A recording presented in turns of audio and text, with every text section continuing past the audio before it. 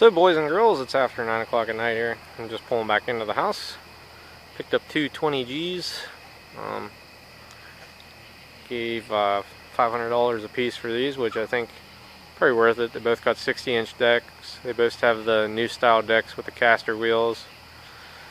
One is a... I'm going to guess this tractor up here in the front, which you guys can't see, is roughly like a 90...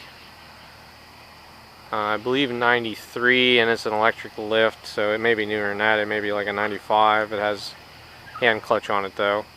This tractor back here is a short steering column and is roughly a I'm gonna guess it's roughly an 88. No, I'm sorry, it's roughly an 80. It should be an 87 because it has the blue stripes, same as the 12G I have. But anyhow, we'll look them over better in the daylight. So later, guys. Alright, boys and girls, so last night I bought these two 20Gs here for $1,000. Both of them have 60-inch decks. They are both two different animals. So we'll start back here with the older 20G. This one still has full hydraulic lift, short steering column, red motor. So this would, the blue stripes is a giveaway. I would date it to roughly 87.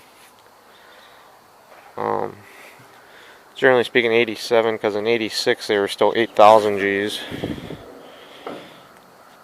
Model and serial number, it has 1,994 hours, which is a good bit of hours. The only thing that concerns me about this tractor is that the PTO handle, and I think as you guys can tell, hits the slot in the front. So I would almost bet that the PTO clutch is pretty gone out of this, if not mostly gone. So I kind of bought these tractors accordingly. Because yeah, are these tractors worth maybe $1,000 or $1,500? Maybe, but this one's a wild card. I couldn't, I got it to run on carb cleaner, but I couldn't get it to crank with the key or anything. So it could just be in the safety switches. The time delay could be bad. I'll have to monkey with that some more, but 60-inch decks on here. This one, the tire is actually all old hair. I never did check to see if the deck turned. It seems like it turns. So we're good there. And up here with this tractor, supposedly the guy had bought this brand new, and it had never left the property. And you could tell this tractor was really nicely maintained, really. It looks the way it is right now because it's set outside in the dew overnight. But really, it's a nice clean tractor. And this one here has electric lift. This tractor here I actually had running in the garage down there. But it was hydrolocked when I went to start it with gas. The cylinders were full and the motor, the oil is definitely diluted in this. Actually, when I went to start it, to run it up on the trailer, it wouldn't start and stay running. So I believe all the gas drained out of the carburetor and the fuel tank, because it would start and shut off instantly. So